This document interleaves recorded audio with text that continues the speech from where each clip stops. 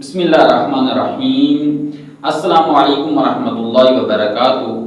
مومنین کرام، آج ایک پھر نئے سوال کے ساتھ آپ کی خدمت میں حاضر ہوئے ہیں۔ وہ سوال یہ ہے کہ ناخن کاٹنے کے بعد اسے کیا کرنا چاہیے، یعنی اسے کہاں پر پھینکنا چاہیے۔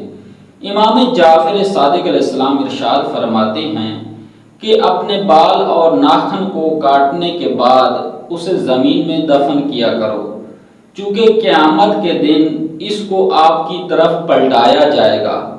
ایک اور حدیث میں آتا ہے، امام جعفر صادق علیہ السلام ارشاد فرماتے ہیں کہ جو شخص بھی جمعے کے دن اپنی مونچھوں کو درست کرے اور ناخن کو تراش کرے تو خداوند متعال کی ذات اس کے لیے ایک غلام آزاد کرنے کا ثواب لکھ دیتی ہے، اور اس لیے کہا گیا ہے کہ جمعے کے دن ناخن کاٹنا مستحب ہے اور زیادہ فضیلت رکھتا ہے۔